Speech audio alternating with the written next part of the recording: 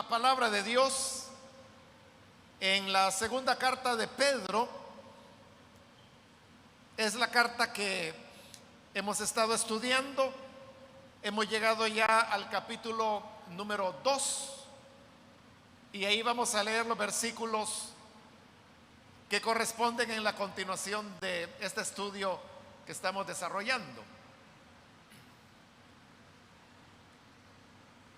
Bien, leamos entonces la palabra de Dios en segunda de Pedro, capítulo 2, el versículo número 17 en adelante. Estos son fuentes sin agua y nubes empujadas por la tormenta, para los cuales la más densa oscuridad está reservada para siempre. Pues hablando palabras infladas y vanas, seducen con concupiscencias de la carne y disoluciones a los que verdaderamente habían huido de los que viven en error. Les prometen libertad y son ellos mismos esclavos de corrupción. Porque el que es vencido por alguno es hecho esclavo del que lo venció. Ciertamente, si habiéndose ellos escapado de las contaminaciones del mundo por el conocimiento del Señor y Salvador Jesucristo, enredándose otra vez en ellas, son vencidos. Su postrer estado viene a ser peor que el primero, porque mejor les hubiera sido no haber conocido el camino de la justicia, que después de haberlo conocido, volverse atrás del santo mandamiento que les fue dado. Pero les ha acontecido lo del verdadero proverbio: el perro vuelve a su vómito y la puerca lavada a revolcarse en el cieno. Amén. Hasta ahí dejamos la lectura. Hermanos, pueden tomar sus asientos, por favor.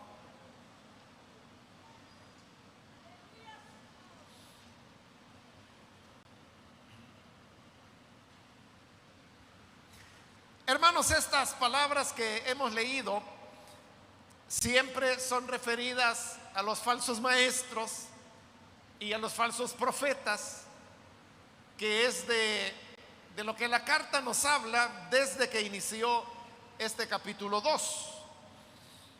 Y también, como había dicho anteriormente, este capítulo 2 es el que recoge muchas de las expresiones y figuras de la carta de Judas.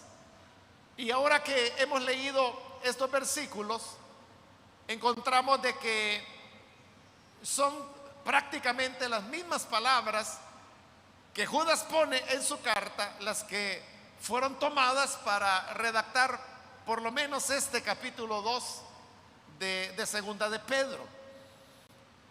La diferencia únicamente es que en esta carta se extiende un poco más el tema o los temas que Judas toca. Judas lo hace de una manera más compendiada, porque recordemos que Judas solamente tiene un solo capítulo, en tanto que segunda de Pedro tiene 3 capítulos, y por eso es que a las ideas, conceptos, palabras, frases que han sido tomadas de Judas, Pedro va añadiendo elementos adicionales, que es lo que hace que esta carta cobre un poco de más cuerpo. Pero hablando sobre ese tema de los falsos maestros, y según lo que hemos leído, usted puede notar que hay, hermanos, una manera dura de cómo referirse a ellos son figuras hermosas como estas que hemos leído en el versículo 17: fuentes sin agua, nubes empujadas por la tormenta, pero que su contenido es bastante categórico, tajante, y no ahorra expresiones para condenar a esos falsos maestros. Dentro de esa línea, hermanos, es que los versículos que hemos leído hoy en realidad no están añadiendo enseñanzas o ideas nuevas a lo que ya se dijo en este capítulo 2, sino que los versículos que hoy hemos leído y que son los que estamos considerando son repetición de cosas, verdades que ya se dijeron en lo que ya hemos cubierto acerca de Pedro. Así que vamos a continuar considerando esas enseñanzas. En este versículo 17 a los falsos maestros se les da el nombre de fuentes sin agua y nubes empujadas por la tormenta. Con esas figuras que, como le digo, son hermosas, lo que la carta está transmitiendo es que los falsos profetas o falsos maestros siempre van a provocar una desilusión, un desencanto en las personas que los siguen. Porque ahí tiene esa figura, por ejemplo, fuentes sin agua. Una fuente, usted sabe, que es un punto en donde el agua brota. Nosotros les podemos llamar nacimientos o les podemos llamar ojos de agua.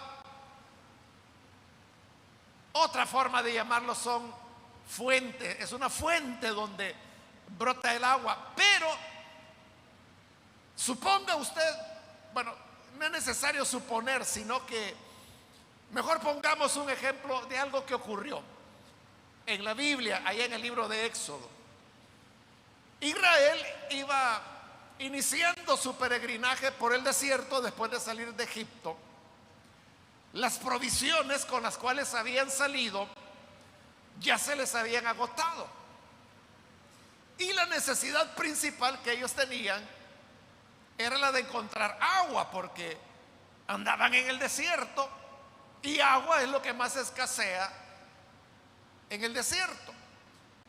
Y se iban aproximando a una zona que era un valle y tenía por nombre Refidín. Refidín es una palabra hebrea que suena muy parecida a la palabra descanso. De tal manera que, imagínese usted la escena, ahí va el pueblo de Israel. Ya no tienen provisiones, principalmente ya no tienen agua, que es lo más urgente. Pero saben que más adelante está el valle de Refidín, es decir, el valle del descanso. Y por tener el nombre de descanso, pues ellos ya se imaginaban que iban a encontrar un lugar donde podrían descansar, donde de seguro había agua, había como aprovisionarse de nuevo, y anhelaban llegar al lugar. Finalmente llegan a Refidín y resulta que la esperanza que ellos tenían se ve frustrada, porque aunque el valle se llamaba descanso, no era un lugar donde se pudiera descansar, y tampoco había provisiones y tampoco había agua. No había agua en Refidín. Esto provocó inconformidad en el pueblo de Israel, y una de las tantas veces que se rebelaron en contra de Moisés, porque habían experimentado esa desilusión de esperar de Refidín descanso y obtienen lo contrario. Lo mismo sucede cuando las personas están sedientas y les dicen: mire, por ahí hay una fuente, y la persona camina hacia ese lugar, pero sucede que es una fuente, pero sin agua. Entonces, ¿cuál es el chiste de una fuente que no tiene agua? ¿O cuál es el chiste de las nubes que van cargadas de lluvia, pero que son empujadas por la tormenta y que van a descargar el agua a saber a dónde, y no donde el agricultor lo necesita? Son esperanzas que quedan frustradas, pero recordemos que estas figuras se están usando para describir a los falsos maestros o a los falsos profetas. Las personas pueden colocar en ellos muchas expectativas pensando que estos maestros les van a enseñar cosas provechosas, o que si son profetas les van también a presentar verdades que necesitan conocer de parte de Dios. Pero como son fuentes sin agua, nubes empujadas por la tormenta, entonces al final de todo lo que aparentaban y de todo lo que ofrecían, no hay nada. Y la persona solamente vive una frustración. Para estos, dice la carta, la más densa oscuridad está reservada para siempre. Por eso le digo que no se ahorra palabras en condenarlos, pues de una vez dice que la más densa oscuridad está reservada para ellos para siempre. Es una condenación absoluta de los falsos profetas y falsos maestros. Versículo 18 continúa: pues hablando palabras infladas y vanas, seducen con concupiscencias de la carne. Esos son temas que ya se habían tocado, como le digo, está repitiendo. Pero lo que está diciendo en esta repetición es que ellos son buenos para hablar. Tienen buenas, muchas palabras. Pero dice, son palabras infladas, vanas. Otra manera de decirlo sería que son palabras vacías, que suenan rimbombantes, pero que no tienen ningún contenido. Los falsos maestros son así. Tienen una manera espectacular de hablar. Usan expresiones que pueden impresionar a las personas, pero que no tienen ningún alimento, porque simplemente son palabras infladas, vacías, no tienen contenido, no edifican a las personas. Pero esta misma elocuencia que los falsos maestros tienen, la utilizan, dice, para seducir con concupiscencias de la carne y disoluciones a los que verdaderamente habían huido de los que viven en error. Vimos anteriormente que se decía que ellos andaban seduciendo a las personas inconstantes, y decíamos eso, que el antídoto más poderoso que hay en contra del error es ser constantes en la obra de Dios. Pero como no todas las personas lo son, los que no son constantes están vulnerables, pueden ser engañados. Y ellos utilizan esa elocuencia de las palabras infladas, pero también dice que seducen con concupiscencias de la carne, pues ellos mezclaban las falsas enseñanzas con la sensualidad. Y cuando hablo de sensualidad me estoy refiriendo a seducciones de tipo erótico que arrastraban a las personas a cometer pecados. Y lo peor de todo esto es, como lo dice ahí, que hundían en disoluciones a los que verdaderamente habían huido de los que viven en error.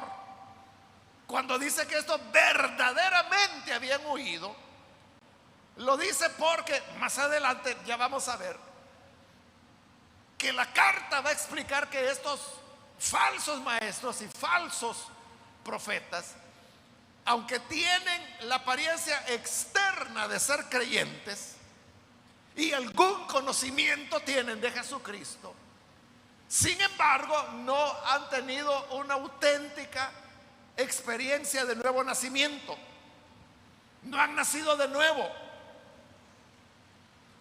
pero seducen a los que verdaderamente, dice, habían huido del error. Es decir, el propósito, la meta de ellos, no son personas que andan en el mundo, que al fin y al cabo están en el mundo. El público meta de ellos son los creyentes, los que verdaderamente, dice la carta, han huido del error. Y aunque han huido del error, ellos vienen y los seducen con concupiscencias de la carne para llevarlos fuera de los caminos del Señor, fuera de los caminos rectos. Y eso se vuelve verdaderamente peligroso, porque entonces los falsos maestros no es que estén simplemente queriendo enseñar una cosa diferente o formar grupos separándolos de otras iglesias. No es eso, sino que también están seduciendo a los verdaderos creyentes, a los que ya se habían apartado del error, pero lo vuelven a seducir al pecado a través de concupiscencias, malos deseos, incitaciones al pecado.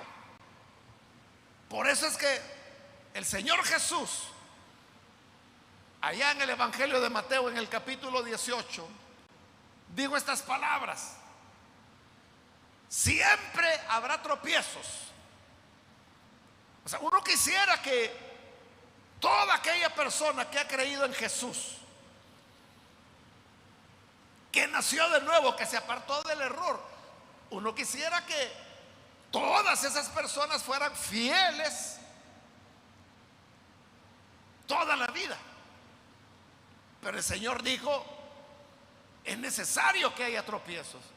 Habrán personas que en este camino del Evangelio van a tropezar, se les hará tropezar.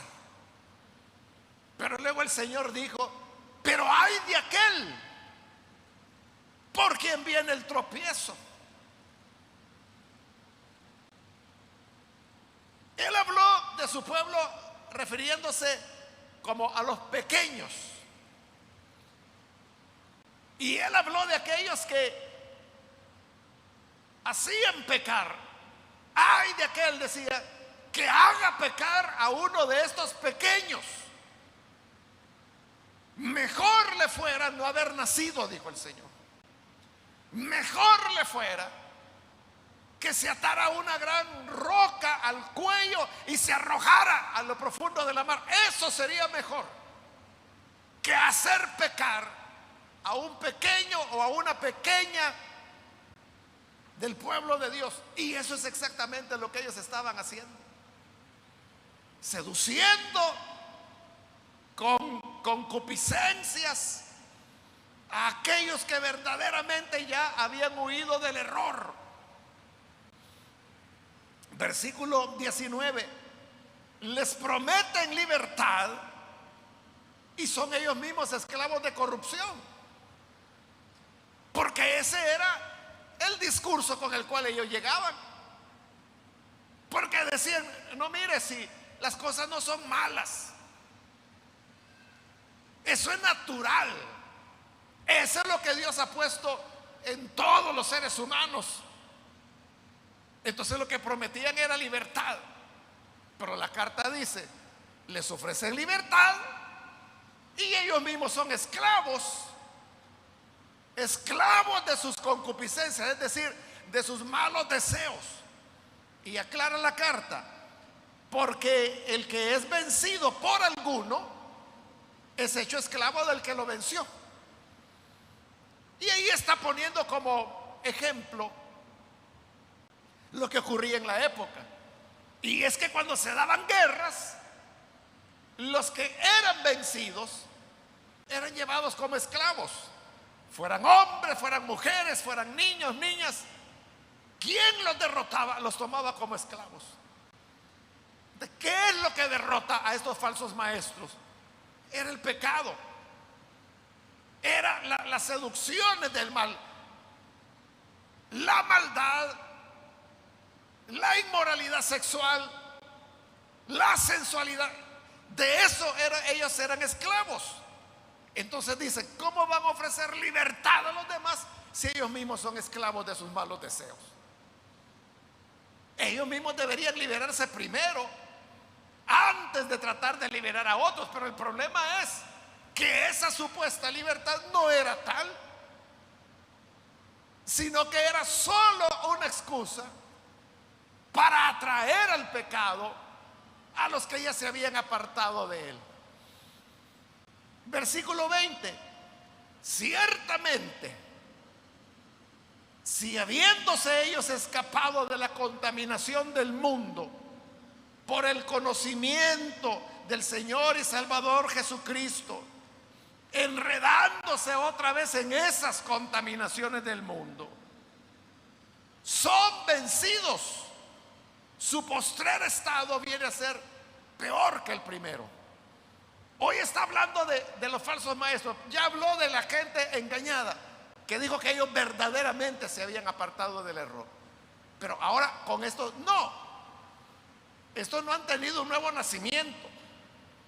Lo que han tenido es lo que se llama una profesión. Es diferente una profesión a una conversión. Conversión es la experiencia de arrepentimiento y nuevo nacimiento. Pero la profesión es solamente la práctica externa. Porque una persona puede venir aquí a la iglesia, escuchar la predicación, y al final de la predicación a lo mejor la persona está conmovida. Y viene el predicador y dice, bueno, el que quiere recibir a Cristo, póngase en pie. Y se pone en pie la persona y pasa al frente y se ora por la persona. Hizo toda la profesión. Incluso pudiera seguir viniendo a la iglesia, pudiera bautizarse en agua. Todo eso es parte de la profesión.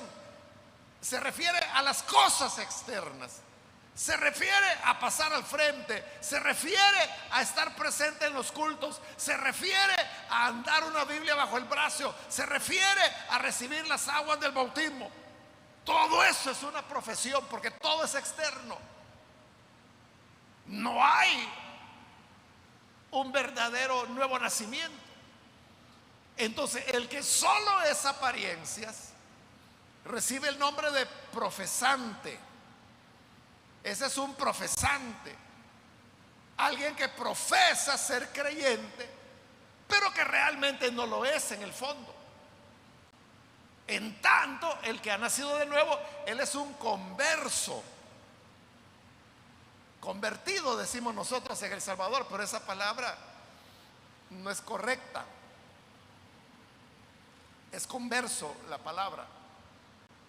Entonces, un converso es el que verdaderamente nació de nuevo. El otro solo es un profesante. Y aquí viene el problema, hermanos, que como el profesante tiene todas las formas externas de creyente, entonces usted piensa que es un creyente. Usted ve a un converso y ve a un profesante, ve que son iguales, que hacen lo mismo, son las mismas prácticas. Eso es lo que ocurrió en la parábola que el Señor Jesús contó de aquel hombre que fue con sus trabajadores y sembraron buena semilla. Pero luego una noche llegó el enemigo de este hombre y sembró cizaña. Luego crece y resulta de que creció el trigo, pero resultó también, creció la cizaña. Entonces aquellos trabajadores le dijeron a su señor, ¿quieres que vayamos y arranquemos la cizaña? Y el hombre les dijo, no, no lo hagan. No vaya a ser que por arrancar la cizaña vayan a arrancar el trigo. porque externamente se parecen. Hay similitud entre el trigo y entre la cizaña. La diferencia se da cuando llega el momento de dar fruto, que el trigo da trigo y la cizaña no lleva fruto. Hasta ahí es donde se sabe la diferencia. Pero cuando dijo, no vayan a arrancarlo, porque no lo van a saber distinguir. Por arrancar cizaña me van a arrancar el trigo. Déjenlo que crezcan juntos. Y a la hora de la cosecha, ahí se va a saber quién es quién. Ahí se va a ver la diferencia. Cuando llega ya el momento final. Entonces, ¿qué significa? Que uno no sabe quién es profesante y quién es converso. Es decir, ¿quién es alguien que vive solo de apariencias y quién es alguien que ha nacido de nuevo? Entonces, estos falsos maestros y falsos profetas eran profesantes que tenían un conocimiento, como conocimiento tiene cualquier profesante que venga a la iglesia. Por eso, vea lo que dice el versículo 20. Ciertamente, si habiéndose ellos escapado de la contaminación del mundo por el conocimiento, porque sí tenían conocimiento del Señor y Salvador Jesucristo, pero que conocieran no significaba que lo creyeran y menos que lo vivieran. Enredándose otra vez en las concupiscencias del mundo, son vencidos y su postrer estado viene a ser peor que el primero. Es decir, que el hecho de ser profesantes no los mejora. A final de cuentas, terminan peor que como comenzaron. Esto también el Señor Jesús lo explicó. Usted recordará aquella oportunidad cuando el Señor estaba hablando de la expulsión de demonios. Entonces dijo que expulsaron a un demonio y este, viéndose expulsado, se fue a rondar por ahí por la tierra. Pero luego se aburrió de andar por allá caminando y dijo el demonio: voy a volver a mi casa, es decir, a la persona donde antes había estado. Y vuelve a la persona, y cuando vuelve dice que encuentra la casa limpia, barrida y ordenada. Como es un profesante, aparentemente su vida está ordenada. La casa se limpió. Ahí dice, abandonaron las contaminaciones del mundo, pero está vacía la casa. Eso jamás va a ocurrir con un creyente, porque en el creyente, es cierto, la casa del creyente, que es su cuerpo, también está limpio, barrido y ordenado, pero no vacío, porque ahora el Espíritu de Dios mora en ese cuerpo. Porque Pablo le explica, nuestros cuerpos son morada del Espíritu Santo. Ahí está morando el Espíritu. Pero en el caso que Jesús contaba, dice que la encontró vacía, ordenada, barrida, pero vacía. Entonces dice que fue a traer otros 7 demonios peores que él, y entraron en el hombre, y su estado postrero fue peor que el primero. O sea, quedó peor. Antes solo tenía un demonio y tenía 8 ya. Lo mismo es lo que pasa con estos. Su postrer estado, dice la carta, viene a ser peor que el primero, porque no tuvieron una auténtica conversión, solo fueron profesantes. Versículo 21 dice: porque mejor les hubiera sido no haber conocido del camino de la justicia, que después de haberlo conocido, volverse atrás del santo mandamiento que les fue dado. Entonces fíjese,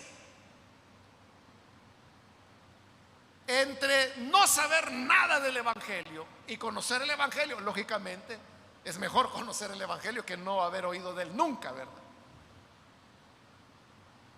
Y por eso es que la iglesia se afana tanto en el tema de la evangelización.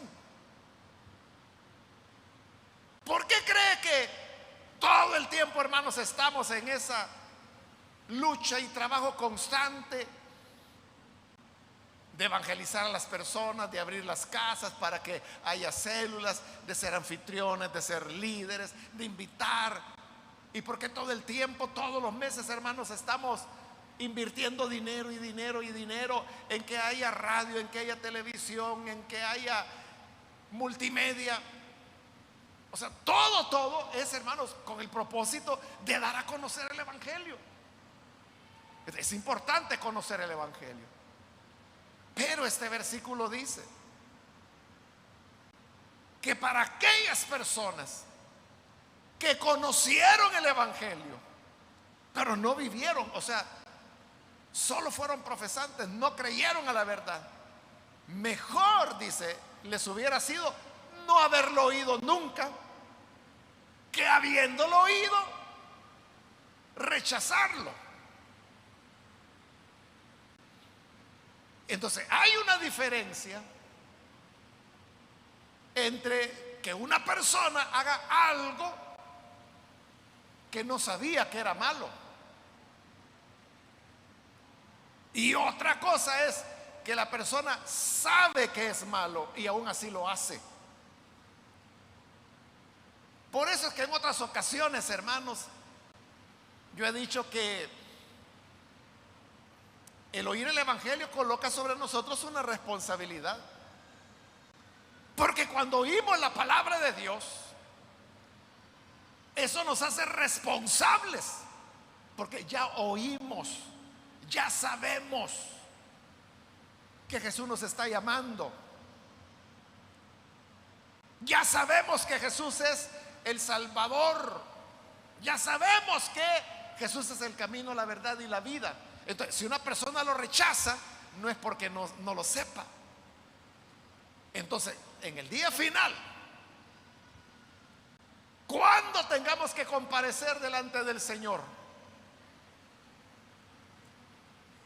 le irá mejor a aquel aborigen, hermano, que vive en el interior del Amazonas, que viven todavía en edad de piedra, no saben nada del Evangelio. Le irá mejor a ese en el día final, que nunca oyó del Evangelio y por lo tanto nunca supo lo que era bueno, lo que era malo, que aquel que viene aquí todos los días a la iglesia, que conoce claramente cuál es la voluntad de Dios, pero no la hace.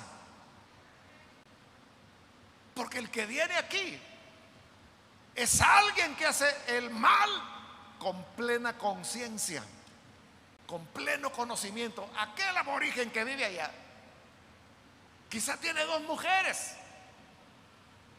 pero para ellos es normal, es lo culturalmente aceptado, y él no sabe que eso es incorrecto. Entonces, él será juzgado, obviamente. Allá en Romanos Pablo explica que cada quien va a ser juzgado de acuerdo a su propia conciencia. Pero esa persona le irá mejor que aquel que sí conoció y conociendo no lo hizo. Eso es lo que Jesús también dijo en una oportunidad. Él dijo: aquel que no entendió, no sabía cuál era la voluntad de su Señor, será azotado, pero poco. En cambio, aquel criado que sí supo cuál era la voluntad de su Señor y no la hizo, este dijo: será azotado mucho. Entonces, note, hay diferentes grados de condenación. el que es azotado poco y el que es azotado mucho. Hay diversos grados de tormento en la condenación. ¿Y quiénes son los que van a salir más condenados o más azotados? El que supo cuál era la voluntad de Dios y no la hizo. Por eso es que en otra ocasión también Jesús, allá en Galilea, él dijo: ay de ti, Corazín, ay de ti, Betsaida, ay de ti, Capernaum, que era la ciudad donde él más había enseñado y más milagros había hecho. Ay de ustedes, les dijo, porque si aunque sea una parte pequeña de lo que yo he hecho en estas ciudades, si hubieran hecho en Sodoma y Gomorra, hace mucho se hubieran arrepentido. Pero estas ciudades que habían oído al Señor, que lo habían visto sanar, que lo habían visto echar fuera demonios, no se habían arrepentido. Entonces dijo: en aquel día será más tolerable el castigo para Sodoma y para Gomorra que para estas ciudades que oyeron y no obedecieron. Por eso es que aquí la carta está diciendo: mejor no hubieran oído el evangelio. O sea, para desobedecerlo, mejor no lo hubieran oído. Les hubiera ido mejor si nunca lo hubieran escuchado. Pero hermanos, todos los que estamos aquí ya lo escuchamos, ya lo conocemos, y no eso es lo que está escuchando en este momento. Entonces hoy, hermanos, solo nos queda una alternativa, y es seguir adelante, recibir con todo amor este evangelio, amarlo, vivirlo, practicarlo, y la gracia del Señor estará con nosotros. Eso es lo que nos queda. La otra opción, que no es opción, ¿verdad? Pero la otra opción sería no obedecerlo. Ya lo conoce y no lo obedece. Ay, dice, mejor no lo hubieras conocido, porque hoy te irá peor. Y es lo que pasa con los falsos maestros. Versículo 22. Pero les ha acontecido a estos lo del verdadero proverbio. Menciona un proverbio, pero realmente dice dos. El primero es: el perro vuelve a su vómito. Y el segundo proverbio era parecido, la misma enseñanza: la puerca lavada vuelve a revolcarse en el cieno, es decir, en el lodo.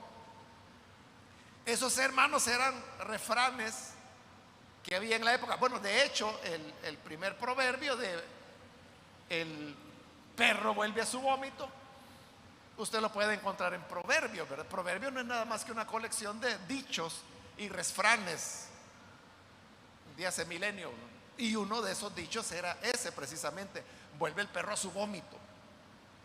Y es algo que usted podrá haber observado algunas veces, ¿verdad? Que a veces los perros vienen y vomitan, y cuando terminan de vomitar, el perro él mismo lame su propio vómito y se lo vuelve a tragar. Eso lo observaron hace milenios, y entonces elaboraron el dicho que decía: vuelve el perro a su vómito, lo vuelve a ingerir. Y el dicho lo utilizaban para aquellas personas que volvían al mal. Porque usted sabe, el vómito, tanto en el humano como en cualquier otro animal, vomitamos lo que el cuerpo rechaza, es decir, lo que le está haciendo daño. Si usted come un alimento contaminado, va a vomitar, porque es la manera como el cuerpo se está deshaciendo de lo que le hace daño. Igual es en el perro, pero el perro vuelve a comerlo. Es decir, lo que le hacía daño se lo vuelve a tragar. Así de necio es aquel que abandona el pecado que le hace daño, pero como el perro vuelve vuelve a su vómito, él vuelve a cometer los mismos pecados. Y lo mismo es con la puerca lavada, que se vuelve a revolcar en el cieno. ¿Y por qué, hermanos? El cerdo o la puerca, como dice ahí, porque usted puede lavarla bien bonita, a la tunquita o al tunquito, y media vez lo suelte, lo que va a hacer es irse a tirar al lodo. ¿Por qué razón? Porque esa es su naturaleza. Porque es cerdo. Y la naturaleza del cerdo es estar en el cieno, estar en el fango. Lo disfrutan. Y eso es lo que ocurre con el profesante. Que el profesante recibió un conocimiento, el conocimiento de Cristo. Sabe que debe cambiar y cambia por un tiempo. Pero su naturaleza no ha cambiado. Como internamente sigue siendo cerdo, volverá al cieno, volverá al lodo, porque es su naturaleza. Entonces, cada quien, hermano, cae por el peso de su propia naturaleza. Por eso es de que nadie puede hacer la voluntad de Dios si no ha nacido de nuevo. Porque es en el nuevo nacimiento donde recibimos la naturaleza espiritual, que es la que nos permite agradar a Dios. Nuestra naturaleza humana, heredada de Adán, nuestra naturaleza pecaminosa, siempre nos va a inclinar al mal, siempre nos va a inclinar al pecado. Siempre, como la puerca vuelve al cieno o como el perro vuelve a su vómito, el ser humano que no ha nacido de nuevo se va a sentir atraído a volver a la maldad que siempre practicó. Pero el que es nacido de Dios no significa que no va a ser tentado, será tentado. Todos los creyentes tenemos una lucha interna entre el bien y el mal, pero como tenemos una nueva naturaleza, la naturaleza espiritual, por ella es que podemos permanecer en victoria. No significa perfección, pero sí significa que nuestro anhelo de hacer lo correcto, de superar el mal, es predominante en nuestra vida. Y seguimos en nuestro proceso de santificación. Pero como estos eran falsos profetas, falsos maestros, eran solo profesantes y no verdaderos hijos. Hermanos, que Dios nos ayude para que nosotros no seamos solo profesantes, sino que verdaderamente podamos ser nacidos de Dios. Si usted tiene dudas, hoy es un buen día para entregarse al Señor y experimentar la nueva naturaleza. Vamos a orar, hermanos, vamos a cerrar nuestros ojos. Y antes de hacer la oración, yo quiero invitar a las personas que todavía no han recibido al Señor Jesús como su Salvador.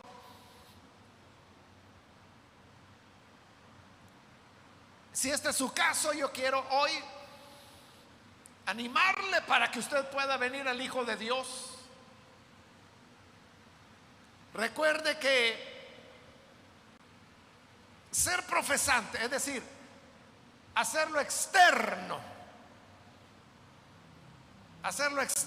que hacen todos los creyentes, eso no es ser creyente, eso es ser un profesante. Tiene que comenzar por el nuevo nacimiento. Si usted hoy quiere entregar su vida a Jesús y experimentar ese nuevo nacimiento, yo le invito para que en el lugar donde usted se encuentra pueda recibir al Señor Jesús como su Salvador. ¿Hay alguna persona, cualquier amigo o amiga que necesita recibir al Señor? Póngase en pie, por favor. Póngase en pie. Reciba al Hijo de Dios. El Señor le transformará, le cambiará, hará de usted una nueva criatura.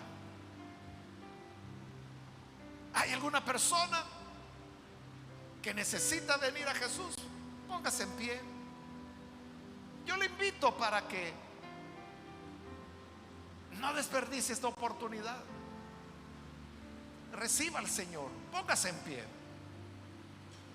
Lo que queremos es orar por usted. Que la gracia del Señor le abrace y ya verá. Con ese nuevo nacimiento, la vida tendrá una nueva perspectiva para usted. Verá las cosas de manera diferente a como las ha visto siempre. ¿Hay alguien que lo hace? Póngase en pie. También quiero invitar, si hay hermanos que se han alejado del Señor, si las contaminaciones del mundo lo han atrapado, hoy es el momento de escapar. Escape del error. ¿Quiere reconciliarse? Póngase en pie. Vamos a orar por usted. Reconcíliese. Muy bien, ahí atrás hay una persona, que Dios la bendiga. Alguien más que necesita reconciliarse con el Señor, puede ponerse en pie y vamos a orar por usted. ¿Hay alguien más que lo hace? Muy bien, aquí adelante hay una joven, que Dios la bendiga también. ¿Alguien más que necesita hacerlo? Ya sea que es primera vez que viene el Señor Jesús, o si se está reconciliando, póngase en pie.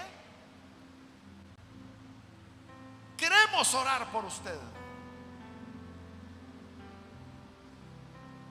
Otra persona que lo hace.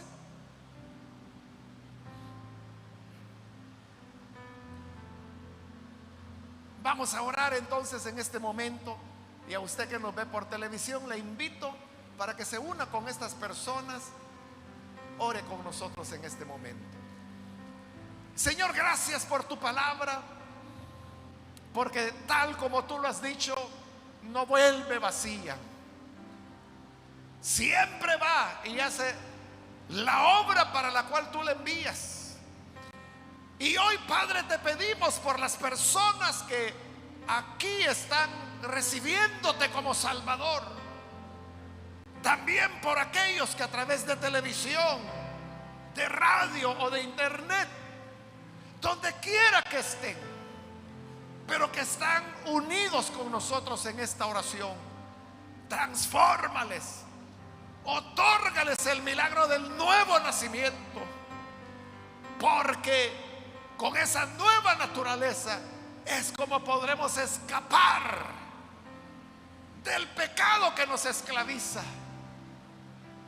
Así podremos, Señor, ser libres, libres de las contaminaciones del mundo. También te rogamos, Señor, que bendigas a todo tu pueblo. Bendice tu iglesia. Ayúdanos, Señor, a vivir siempre en rectitud, siempre en tus caminos. Quédate con nosotros, Señor. Ayúdanos a ser constantes en tu obra, alimentados con tu palabra, que no nos dejemos atraer por novedades, por sensaciones que solo nos exponen al peligro. Guarda a tu iglesia, cuida de tu rebaño, protege a tus ovejas. Es nuestra oración en el nombre de Jesús, nuestro Señor. Amén. Amén.